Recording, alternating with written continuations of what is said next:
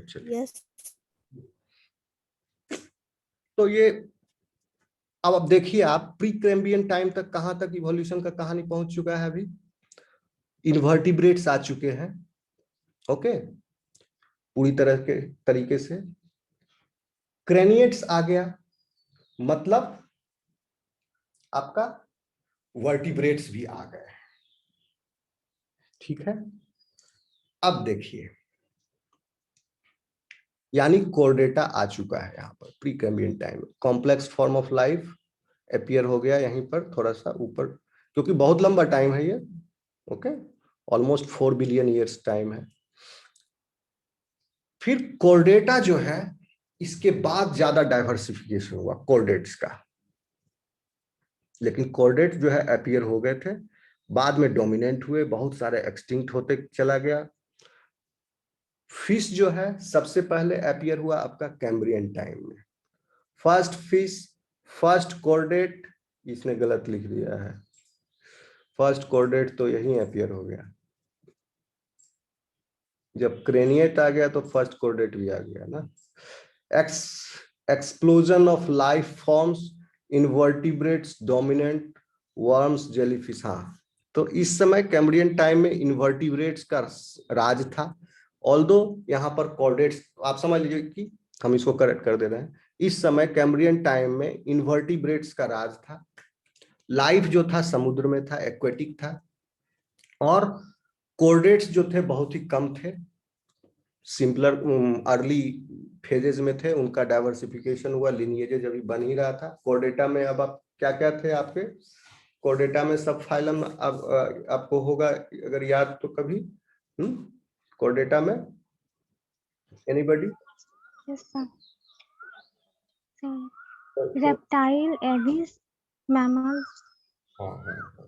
Reptile mammals तो बाद में आया ना कोर्डेटा में, पहले इस समय की बात कर रहे हैं, जिस समय कैम्ब्रियन टाइम में chordate forms of the life रहा होगा। तो इस समय सिंपलर कोर्डेट्स थे, ओके, सिंपलर कोड, यानी ये इस टाइम पर रहा, प्रोटेरोजोइक टाइम पर। अभी सिंपलर फॉर्म्स ऑफ कोर्डेट्स हैं। कैसे कोर्डेट है? फिश, हाँ फिश, जेलीफिश। हाँ फिश भी जो है ना, वो थोड़ा सा और एडवांस कोर्डेट्स है, उससे भी पहले के कोर्डेट्स जो है, जैसे हेमी कोर्डेट्स हो गया। हेमी कोर्डेट,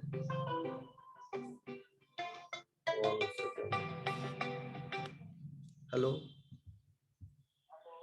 हाँ कौन बोल रहे हैं?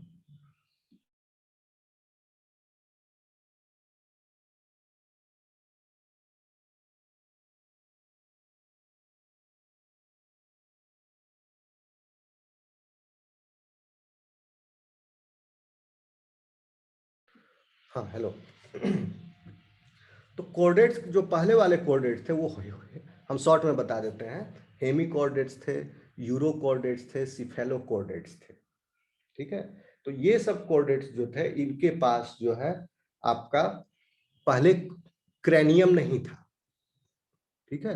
तो क्रेनियम किसके? हेमी कोर्डेट के पास क्रेनियम नहीं था, ओके। हेमी कोर्डेट में भी क्लासेज है, एंटेरोपन्यूस्टा, प्रोटो टेरोब्रैंकिया, आप सुने होंगे नाम, बेलेनोग्लोसस, सिफेलोडिस्कस, ये सब का।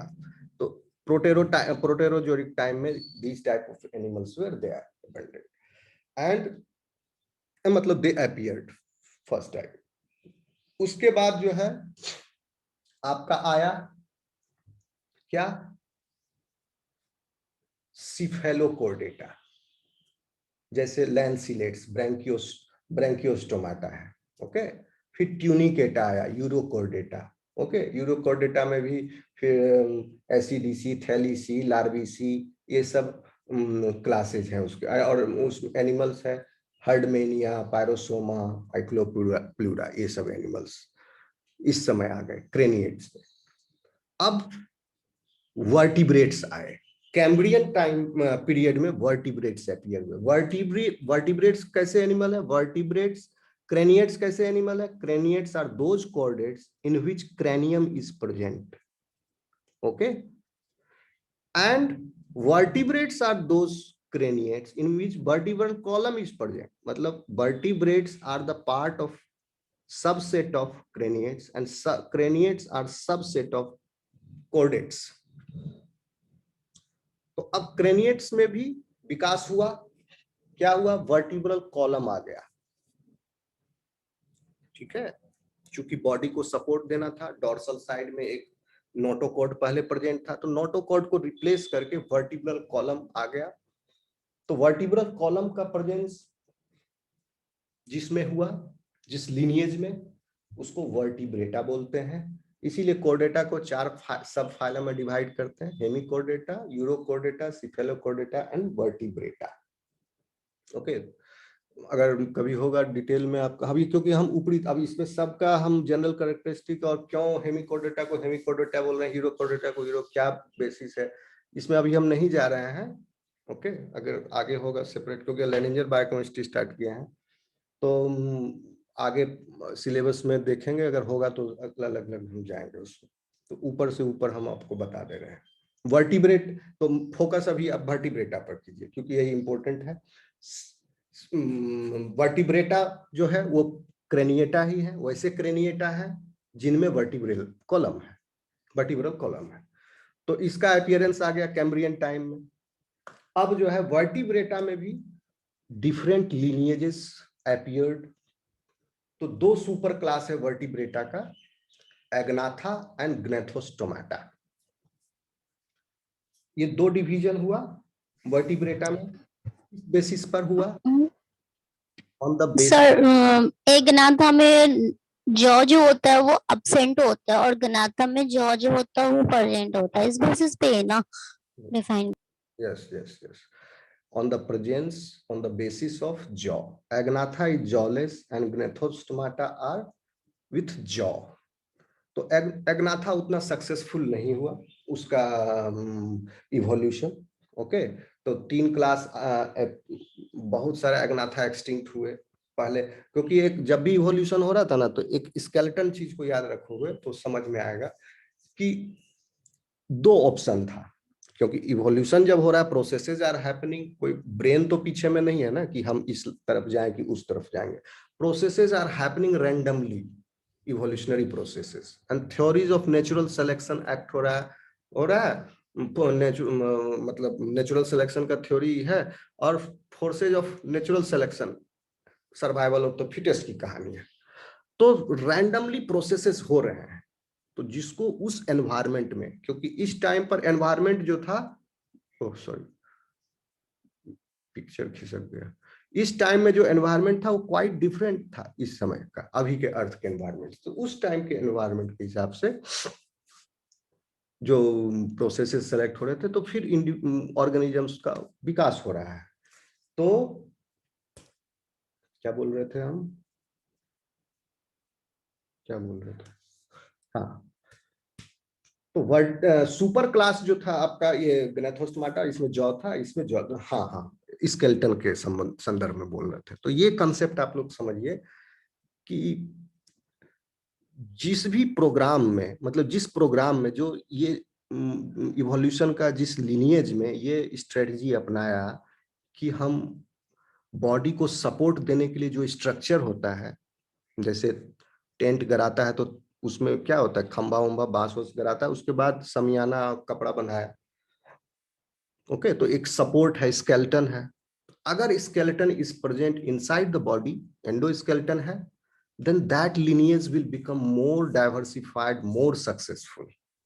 And if the skeleton is present outside the body, exoskeleton, तो वो जो है उतना सक्सेसफुल नहीं हुआ, and many of them will become extinct.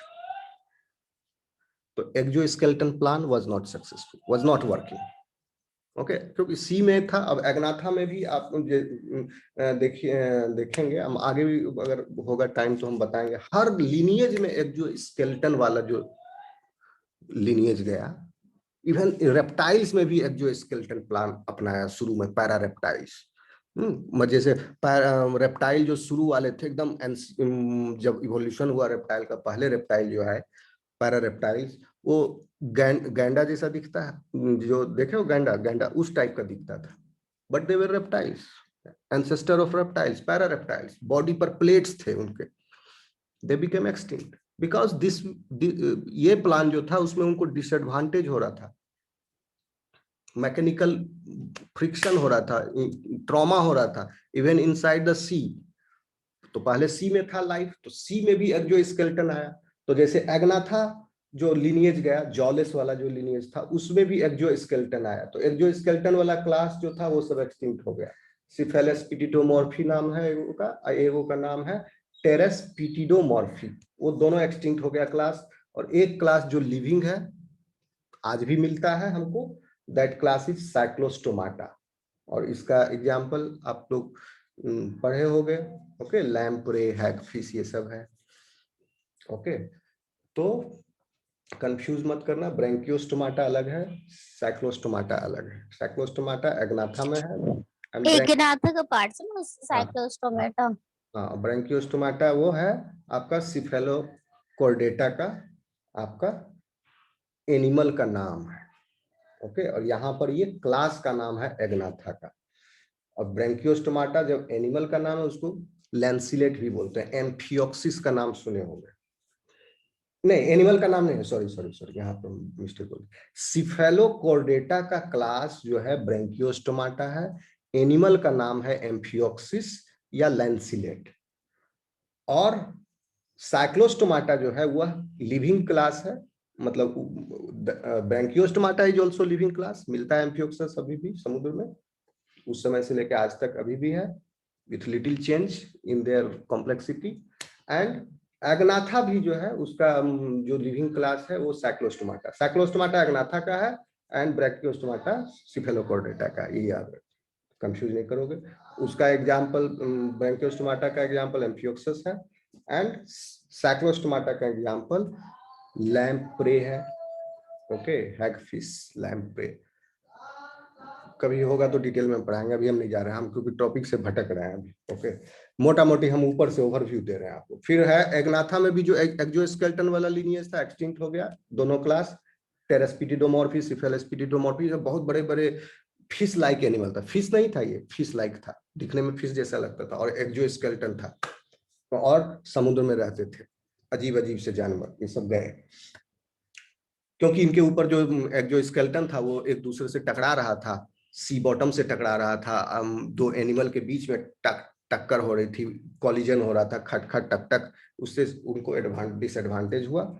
और वो लिनिएज जिसमें एंडोस्केलेटन का डेवलपमेंट था, एंडोस्केलेटन था, जैसे लैम्प्रे, हैगफिश, इसमें एंडोस्केलेटन है इस क्लास में, तो वो अभी तक आज तक रहे, सक्सेसफुल रहे, वो एक्सटिंक्ट नहीं हुए। और दूसरी तरफ देखते हैं ग्नैथोस्टोमाटा सुपर क्लास, जिसमें आपका क्या है, जॉ है, उसका फिर काफी डाइवर्सिफिकेशन हुआ ग्नैथोस्टोमाटा जॉ में। कभी कभी आप ये भी सुने होंगे Tetrapoda, Tetrapoda super class. Okay, तो इसको आप वो भी देख सकते हैं, ग्नैथोस्टोमाटा भी सुपर क्लास है, टेट्रापोडा भी सुपर क्लास है, ग्नैथोस्टोमाटा ओब्लिक टेट्रापोडा आप लिख सकते हैं। ओके, तो टेट्रापोडा यानी या ग्नैथोस्टोमाटा यानी बियरिंग जॉ सुपर क्लास जो है, इसमें 8 क्लास है। ठीक है, 8 क्लास है। इस 8 क्लास में 2 क्लास एक्सटिंक्ट हो गया कंप्लीटली और 6 क्लास लिविंग है। अब हम बताए हैं आपको, स्केलेटन जहां एक्सो होता था वो एक्सटिंक्ट हो जा रहा था, आप इवोल्यूशन में देखें तो यहां भी ग्नैथोस्टोमाटा के अंदर भी, एग्नाथा में भी 2 क्लास एक्सटिंक्ट हो गया, वो टेरेस्पिटिडोमॉर्फी एंड सिफेलेस्पिटिडोमॉर्फी। और आपका ग्नैथोस्टोमाटा में भी 2 क्लास जिसमें एक्सोस्केलेटन था वो एक्सटिंक्ट हो गया। तो एक क्लास है प्लेकोडर्मी, ओके, और दूसरा क्लास जो एक्सटिंक्ट हो गया वो एकैंथोडी। ये 2 क्लास एक्सटिंक्ट हो गए, इन दोनों में एक्सोस्केलेटन था, प्लेकोडर्मी में प्लेट थे, एकैंथोडी में बोनी स्पिक्यूल्स था, was present over the body, extinct हो गए। बच गए 6 क्लास, जिसमें है आपका chondrichthyes, osteichthyes, amphibia, reptilia, aves and mammals. Okay, मेरी आवाज आ रही है आप लोगों तक? Yes sir. Yes sir. अब देखिए हम ब्रीफली बता रहे हैं, अब टाइम टेबल पर गौर कीजिए। यहां तक हम बता दिए कब कब कौन कौन आया, अब ये देखिए उसके बाद आगे चलेंगे, अगर आगे इसमें टाइम टेबल में जिक्र होगा तब। तो फर्स्ट फिश यानी ऑस्टिचथिस अपीयर हो गया कैम्ब्रियन टाइम में फर्स्ट, लेकिन नहीं ये गलत लिखी है, फर्स्ट कोडेड तो ऊपर ही आ गया। Expansion of life forms invertebrate way dominant in the Cambrian time. ये गूगल भी कर लेना, आप आसानी से मिल जाएगा नेट पर, बहुत सारा इंफॉर्मेशन इसके रिलेटेड आप समझ लोगे। तो Cambrian period existed for 70 million year, 570 से 500 तक, 70 मिलियन साल, बहुत टाइम था ये भी। उसके बाद आया ऑर्डोविशियन पीरियड। ऑर्डोविशियन पीरियड की खासियत क्या थी? पहला वर्टिब्रेट अपीयर हुआ, ठीक है, ऑर्डोविशियन में पहला वर्टिब्रेट आया। और पहला वर्टिब्रेट आया तो वो क्या था? जॉलेस फिश था, एग्नाथा, ये एग्नाथा था। एंड फर्स्ट लैंड प्लांट, जिस समय एग्नाथा डेवलप हुआ उस समय जमीन पर पहली बार पौधे भी आ गए ऑर्डोविशियन में। ऑर्डोविशियन के बाद साइलुरियन आया पीरियड। साइलुरियन पीरियड को एज ऑफ कोरल्स भी कहते हैं। And in this period first terrestrial, जिस भी पीरियड की जो खासियत है एबंडेंस है उस समय का, उसको एज बोला जाता है। एज ऑफ कोरल साइलुरियन है, इसका मतलब ये नहीं कि कोरल्स जो है इसी समय उत्पत्ति हुआ, इसका उत्पत्ति पहले हुआ। This time they were abundant, so that is why they were called Silurian, मतलब एज ऑफ कोरल्स। और पूरा है जो एज ऑफ एंशिएंट एनिमल्स है वो पेलियोजोइक है, ये 570 मिलियन ईयर से 225 मिलियन ईयर्स तक। First terrestrial plants and animals were developed in Silurian period. First amphibian भी आया और फर्स्ट लंग फिश भी आया। अब यहां पर आप गौर कीजिए, साइलुरियन पीरियड में के एंड तक आपका पहला एम्फीबिया आ गया और लंग फिश भी आ गया। तो एम्फीबिया और लंग फिश आ गया, तो आप समझ लीजिए क्या है एम्फीबिया और लंग फिश, शॉर्ट में बता देते हैं। ग्नेथोस्टोमाटा का 6 लिविंग क्लास था, chondrichthyes, osteichthyes, amphibia, reptilia, apes and mammals. Okay, now तो इसको अब सीक्वेंसली देखना पड़ेगा। एम्फीबिया आ गया, कॉन्ड्रिस्थिस सब भी आ ही गया था उसके पहले तक। कॉन्ड्रिस्थिस आर कार्टिलेजिनस फिशेस। तो कार्टिलेजिनस फिशेस, इसमें भी 2 सब क्लास हैं, इलास्मोब्रैंकी एंड होलोसिफेली। इलास्मोब्रैंकी जो ब्रांच था उसमें शार्क डेवलप हुआ, और होलोसिफेली ब्रांच जो था उसमें रैट फिश डेवलप हुए। ओके, और एक्सोस्केलेटन, जिसने, चूंकि एक्सोस्केलेटन वाला जो स्ट्रेटजी पहले ही अपना चुका था, वो प्लेकोडर्मी, एकंथोडी, वो सब एक्सटिंक्ट हो गए। और एंडोस्केलेटन स्ट्रेटजी अपनाया जो लिनिएज, वो सरवाइव किए। तो कॉन्ड्रिस्थिस में भी एंडोस्केलेटन स्ट्रेटजी पर चला, और एंडोस्केलेटन क्या था? कार्टिलेजिनस था। तो इलास्मोब्रैंकी, होलोसिफेली, 2 तरह का डाइवर्जेंस हुआ कार्टिलेजिनस फिशेज में, और कार्टिलेजिनस फिशेज सक्सेसफुल हुए काफी, और इनका काफी शिकार किया गया, जिससे पॉपुलेशन काफी खत्म हो गया। शार्क का भी, तो कार्टिलेजिनस शार्क और फिश में अगर कभी डिफरेंस पूछेगा तो कुछ कंसेप्ट है वो समझ लो। फिश जो है अगर नहीं तैरेगा पानी में, फिश तो भी वो फ्लोट कर सकता है। शार्क को कंटिन्यूअसली स्विम करना पड़ता है। ये इवोल्यूशन का कहानी जब पढ़ रहा है तो पढ़ाएंगे कभी तो बताएंगे कैसे एयर ब्लैडर का डेवलपमेंट हुआ, ठीक है, तब वह ऑस्टिचथिस बन गया। क्योंकि टेट्रापोडा का कहानी यहीं से शुरू होता है। बीज का जो है क्या बोलते हैं उसका, रोपना यहीं पर पड़ गया। कहां पर? कॉन्डिस्थिस। तो ठीक है, कार्टिलेजिनस फिश थे, उसमें एयर ब्लैडर नहीं था। वो जो थे कार्टिलेजिनस फिश, उसका पूरा बॉडी जो है, जैसे शार्क का एक डेंस मास है, उसका डेंसिटी जो है पानी से ज्यादा है। तो शार्क अगर कंटिन्यूअसली नहीं तैरेगा अपने गिल स्लिट से, वो हमेशा पानी को बाथ करते रहता है, मुंह में लेता है और गिल स्लिट से निकालते रहता है कंटिन्यूअसली। अगर नहीं निकालेगा, तैरेगा, तो वो सिंक करने लगेगा, बॉटम पर बैठने लगेगा शार्क। और उसके गैसियस एक्सचेंज के लिए भी, क्योंकि स्किन से उसका गैसियस एक्सचेंज, लार्ज बॉडी है, सफिशिएंट नहीं है उसका स्किन उतना, तो गिल चूंकि अब वो नहीं तैरेगा, अगर एक साथ उसको बॉटम में अगर रेस्ट भी करना होता है शार्क को सी बॉटम में, तो कंटिन्यूअसली मुंह से पानी लेते रहता है और गिल पर छोड़ते रहता है ताकि उसका रेस्पिरेशन होते रहे। तो ये इसको डिसएडवांटेज आ रहा था कार्टिलेजिनस फिश को, शार्क वाले लाइन को। तो डिफरेंट लिनिएज जो थे एक्वेटिक एनिमल्स, वो डिफरेंट स्ट्रेटजी अपनाए। तो कुछ in that lineage an air bladder formed. Okay, तो पहले साइंटिस्टों ने कहा कि भैया लंग का विकास जो है एयर ब्लैडर से हुआ है। ठीक है, फ्यूचर में जो लंग बन गया आगे चल के, वो एयर, पहले ऑस्टिचथिस में एयर ब्लैडर आया। जो ये रोहू कतला ये सब जो खाते हो आप लोग, उसको देखोगे कटता है जब, तो उसके अंदर से एक बैलून टाइप का निकलता है, तो उसमें एयर ब्लैडर है। तो ये फिश क्या करती है, अपने मतलब सोचो कि डिजॉल्व्ड गैस जो है आपके लिक्विड स्टेट में, यानी ब्लड में, उस फिश के ब्लड में डिजॉल्व गैस है लिक्विड में, उस वहां से गैस को निकाल के वो एयर ब्लैडर में स्टोर करता है। और उस एयर ब्लैडर, जैसे एक बैलून को आप अपने मुंह से छोटा बड़ा कर सकते हो फुला के पिचका के, है ना, उसी तरह फिश जो है, नॉट कार्टिलेजिनस वंस, ओके, तो बोनी फिशेस, ऑस्टिस, वो बैलून को ऊपर नीचे कम ज्यादा करके बुआयंसी को भी बढ़ा घटा सकता है। वो अगर नहीं भी तैरेगा पानी में, पड़ा भी रहेगा, तो फिश जो है फ्लोट करेगी, सिंक नहीं करेगी। तो ये इसको एडवांटेज हुआ एयर ब्लैडर से। लेकिन बाद में पैलेंटोलॉजिस्ट को एक फॉसिल मिला जो कि अर्लीस्ट जो एयर ब्लैडर ऑस्टिस्टिस जो थे, प्रिमिटिव ऑस्टिस्टिस जो थे, जिनके अंदर सबसे पुराना एयर ब्लैडर मिला, उससे भी पहले का एक फॉसिल मिला और उसके अंदर लंग था। तो दिस वाज सरप्राइजिंग। मेरी आवाज आ रही है आप लोगों तक? Yes sir. Yes, sir. समझ में आ रहा है क्या बोल रहा है? Yes, yes sir. Sir.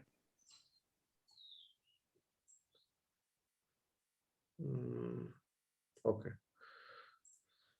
So this was surprising to them. So they postulated another theory that lung appeared before than air sac, air bladder. पहले लंग अपीयर हुआ, ठीक है, ऑस्टिचथिस के एक लिनिएज में, एंड इन दैट लिनिएज, जिस lineage में lung appear हुआ, सॉरी, पहले कॉमन एंसेस्टर जो था उसमें लंग आया, और उस कॉमन एंसेस्टर का जो लिनिएज हुआ, ब्रांचिंग हुआ, उस ब्रांचेज में फिर ब्लैडर हुआ, जो कि आज हम मॉडर्न फिशेज में देखते हैं। ओके, एंड दूसरे ब्रांच में लंग डेवलप हुआ, तो दे बिकेम लंग फिश, जैसे Dipnoi. Okay, and the third lineage of the osteichthyes, in them they are now going to develop into the terrestrial forms of the life. अभी तक marine में aquatic form में life था, दो lineage ऑस्टिचथिस का, एक ऑस्टिचथिस थोड़ा सा हम आपको क्लियर करना पड़ेगा मुझे, तो हम थोड़ा सा आपको बता दें, क्योंकि आप सरप्राइज हो जाएगा जान करके, हम लोग भी ऑस्टिचथिस ही हैं। वी आर बेसिक, अगर एक तो आप क्लासिफिकेशन पढ़ते हो जिसमें डिफरेंट कैरेक्टरिस्टिक्स के आधार पर हम क्लासिफाई कर दिए, लेकिन इवोल्यूशन जो है, ये जो क्लासिफिकेशन पढ़ रहे हैं, इस पैटर्न में थोड़े हुआ है। फॉर एग्जाम्पल, जब टेरेस्ट्रियल, आप एक कंसेप्ट से समझ लो कि आर्थ्रोपोडा जैसे, insecta the most successful class of the arthropoda. Okay, arthropoda तो आगे आपका प्रोटोजोइक पीरियड टाइम में ही, but the insecta class appeared, the first insect appeared during Devonian period. यहां पर जाके आर्थ्रोपोडा का इंसेक्टा क्लास आया डेवोनियन पीरियड में, और इसी डेवोनियन पीरियड में फर्स्ट रेप्टाइल भी आया। तो इंसेक्टा कब अपीयर हो रहा है, अगर टाइम के लेवल पर देखें तो जब रेप्टाइल आया तभी इंसेक्ट्स भी आए। बट आर्थ्रोपोडा जिस लिनिएज से वो चल रहा था, आर्थ्रोपोडा तो बहुत पहले आ गया। कहने का मतलब हुआ कि लैंड पर जब लाइफ आया that was a separate event, मतलब वो बाद में हुआ।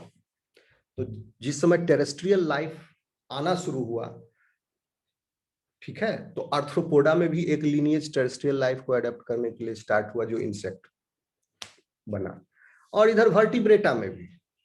तो वर्टिब्रेटा में कौन अर्थ पर आए? वो वाले ऑस्टिस्थीस जो कि पहले, अब हम ऑस्टिस्थीस का अब आपको बता देते हैं तो आपको थोड़ा सा आसान होगा समझने में कि ऑस्टिस्थीस का आप जान लीजिए। ऑस्टिस्थीस को क्या बोलते हैं? बोनीफिस बोलते हैं। क्यों ऑस्टिस्थीस से विकास हुआ, इसका भी एक कारण है। यही एंडोस्केलेटन जो है वो मेन रीजन है। उस एंडोस्केलेटन में भी मॉडिफिकेशन जो हुआ, वो क्या मॉडिफिकेशन है ऑस्टिस्थीस में? देयर आर टू सब क्लासेस ऑफ ऑस्टिस्थीस। एक को बोलते हैं एक्टिनोप्टेरिगी और दूसरा को बोलते हैं सार्कोप्टेरिगी। दो सब क्लास है, एक्टिनोप्टेरिगी, सार्कोप्टेरिगी। डिफरेंस क्या है? एक्टिनोप्टेरिगी का एंडोस्केलेटन जो है, इसीलिए इसको, क्योंकि वो पॉइंटेड होता है, जैसे मछली खाते हो कांटा मिलता है ना, तो endoskeleton is pointed, that's why they are called as ray finned. Ray finned है। एंड सार्कोप्टेरिगी जो है वो आपका फ्लेसी फिन्ड है। उनका, उसको लोब फिन्ड भी बोला जाता है, लोब है। एक्टिनोप्टेरिगी इट्स लाइक एक्टिन, पॉइंटिंग रे लाइक। तो जो एंडोस्केलेटन है उसके चारों तरफ जो connective tissue, endoskeleton is also रे लाइक, उसका जो एंड है वो पॉइंटेड है लाइक नीडल, तो उसके चारों तरफ associated tissue is also arrange in that manner. और दूसरा जो लिनिएज गया ऑस्टिस्थीस का, जिसमें ये स्ट्रेटजी उस लिनिएज ने अपनाया कि एंडोस्केलेटन का जो एंड होगा वो ब्लंट होगा। कुछ लिनिएज में एंडोस्केलेटन का एंड ब्लंट हो गया। अब यहीं से खेला स्टार्ट हुआ, लैंड पर लाइफ आया। एंडोस्केलेटन का अब हड्डी का एंड जो है वो गोल है। अब हम जो भी लैंड पर जानवर रह रहे हैं उनका हड्डी का एंड जो है गोल होता है, सुई के जैसा नहीं होता जैसे कि आपका ऑस्टिस्थीस का था। कुछ एक्सेप्शन हो सकते हैं, वो सेकेंडरी एडेप्टेशंस है, डिराइव कैरेक्टर। लेकिन एंसेस्टर में लोब जब हो गया बोन आपका एंडोस्केलेटन, तब इस वाले लिनिएज में जिसमें लोब हो गया यानी सार्कोप्टेरिगी में, वहां पर फिर मौका लगा उसको, उस लिनिएज को, कि लोब हो जाने की वजह से बोन्स जो है फिर डेवलप हुए, यानी उसमें फिर उसके जो आपका फिन्स था, फिन्स में पहले एक्टिनोप्टेरिगी में रे लाइक था, और रे लाइक अब लोब लाइक हो गया सार्कोप्टेरिगी में।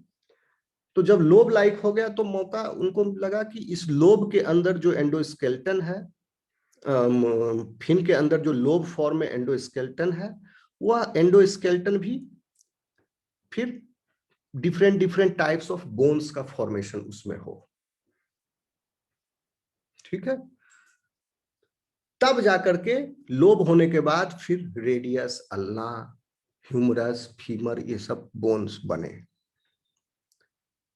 तो पहले एक्वेटिक लाइफ में बोन्स बन गए, लिम्ब का विकास हो गया लोब बनने के बाद। अभी भी समुद्र में ही रह रहा है एक्वेटिक लाइफ में। तो लिम्ब जब तो इसको क्या कहते हैं? सार्कोप्टेरिगी है आपका। सार्कोप्टेरिगी को भी फिर फर्दर डाइवर्सिफिकेशन है, क्रोसोप्टेरिगी एंड डिप्नोई। डिप्नोई ही आपका लंग फिश है, और सार्कोप्टेरिगी भी फ्लैसी फिन्ड फिश है, जैसे कि आपका मेरिया जो है वो सार्कोप्टेरिगी। पहले ये माना जाता था क्रॉसोप्टेरिगी, सॉरी सार्कोप्टेरिगी का क्रॉसोप्टेरिगी है। लातिमेरिया मतलब पहले माना जा रहा था कि पूरा का पूरा क्लास ही एक्सटिंक्ट हो गया है, लेकिन 1990 के आसपास कुछ मिल गया इसका लिविंग ऑर्गेनिजम्स, वो भी फॉसिल नहीं। तब माना गया कि नहीं नहीं ये दे आर स्टिल, कभी बताएंगे, बहुत ही सुंदर कहानी है इसका कैसे विकास हुआ। तो डिप्नोई जो हम क्या बता रहे हैं, जो थर्ड लिनिएज जो बने ऑस्टिस्थीस का, तो डिप्नोई में लंग फिशेस है। तो कैसे हुआ? तो जिसमें लोब हो गया fin, now they started inhabiting the shallow water, जहां पर पानी कम था, थितला पानी था, छितला पानी था, पूरा डीप सी में नहीं, कम पानी में रहने लगे धीरे धीरे। और फिर वहां रहते रहते गर्मी के टाइम में सूख जाता होगा, मडी हो गया, स्वैम्पी हो गया। ओके। और ऑस्ट्रिचिस में पहले लंग का विकास हुआ था, ये हम बता चुके हैं। पहले लंग बना, उसके बाद उस लंग से ही एयर ब्लैडर बना। तो वो लिनिएज फिर डायरेक्ट यहाँ हेल्प किया स्वैम्पी एरिया में रहने वाले ऑस्ट्रिचिस को। तो लंग इवॉल्व इन जो है और ज्यादा इवॉल्व हुआ। Then they become swampy lung fish. अभी भी लंग फिश मिलते हैं आपको डिप्लोई के, लेकिन बहुत सारे एक्सटिंक्ट हो गए lung fish. Marine lung fish सब एक्सटिंक्ट हो गया। फ्रेश वाटर लंग फिश अभी भी मिलता है इन अफ्रीका वगैरह। थर्ड लिनिएज अब क्या हुआ कि एंडोस्केलेटन प्लांट था तो बोन बन गया, उसमें बोन बना और इधर लंग भी आ गया, बोन भी आ गया। बोन आने से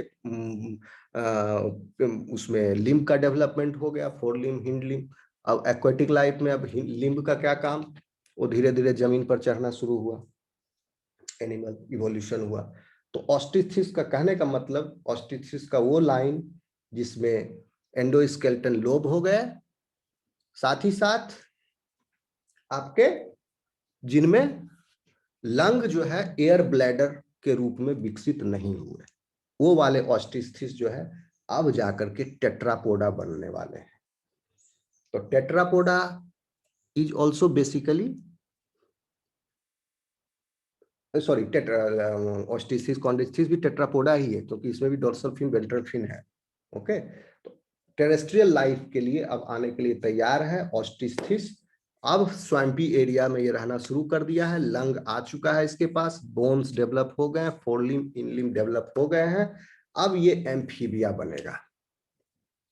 ओके, एम्फीबिया बनेगा। एम्फीबिया बनेगा तो कैसे बनेगा एम्फीबिया पहले, तो फिर ऑस्ट्रिचिस का वो वाला लीनिएज जिसमें ये दोनों चीज प्रेजेंट था, लंग एयर ब्लैडर के रूप में फॉर्म नहीं हुआ बल्कि और थोड़ा एडवांस हो गया, और लोब वाले जो थे वो जिसमें बोन्स का डेवलपमेंट हो गया। In that lineage further diversification happened. ठीक है, तो डाइवर्सिफिकेशन हैपन फिर बाद में हुआ। तो उस डाइवर्सिफिकेशन को हम एक बेसिक कैरेक्टरिस्टिक है स्कल, उसके बेसिस पर हम उसको क्लासिफाई करते हैं। तो क्यों नहीं सॉरी स्कल, उसके पहले एग है। एग, क्योंकि लैंड पर अब रहने के लिए एनिमल आया तो सबसे ज्यादा जरूरी है कि उनका एक अपना स्विमिंग पूल हो। ठीक है, जिसमें कि ऑर्गेनिज्म जो है गैमीट जो है फर्टिलाइज करे। क्यों? क्योंकि फर्टिलाइजेशन के लिए हमेशा लिक्विड मीडियम चाहिए, एक्वेटिक मीडियम होना चाहिए ऑलवेज। इवन टेरेस्ट्रियल एनिमल्स का भी गैमीट जो है, male and female gametes, they fertilize in the liquid medium. और इम्ब्रियो के डेवलपमेंट के लिए भी लिक्विड मीडियम चाहिए। पहले क्या था, लाइफ एक्वेटिक मीडियम में था, तो ऑलरेडी बाहर में एक्वेटिक मीडियम है ही, ऑलरेडी है ही। अब टेरेस्ट्रियल लाइफ में अगर तो प्रॉब्लम हो गया ना, लिक्विड मीडियम नहीं है, क्योंकि एग अगर स्पेशल टाइप का नहीं होगा, जैसे एम्फीबिया में एग जो है with jelly coat, no external extraembryonic membrane is present and not even a carboniferous cell is there. So if you place the egg of amphibia in open air, it will desiccate very quickly. तो egg जो है खराब हो जाएंगे।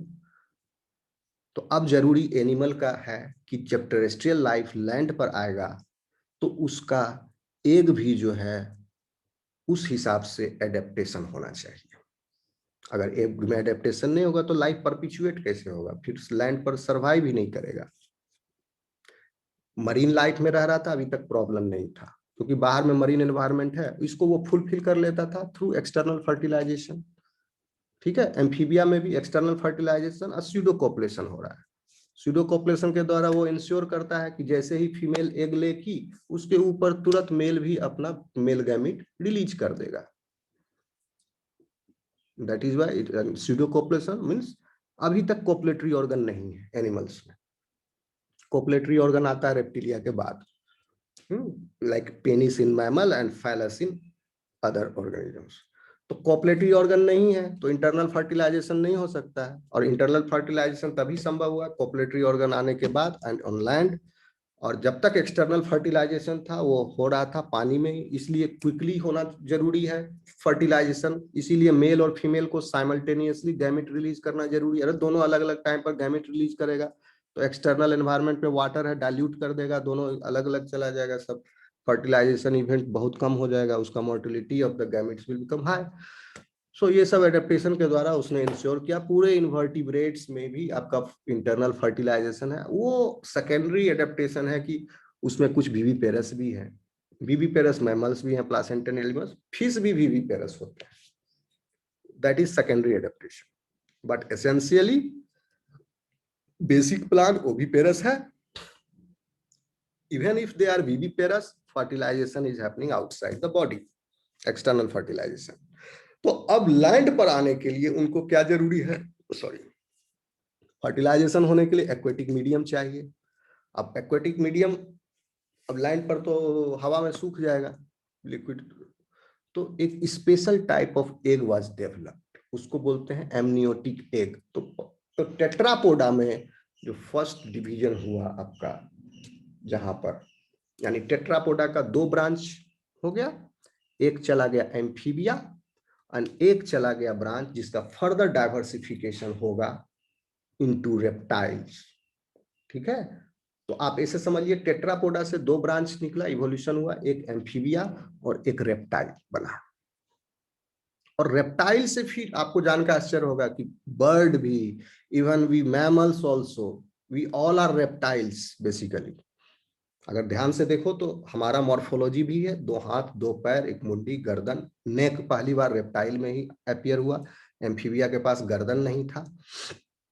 तो हम लोग भी बेसिकली रेप्टाइल ही हैं।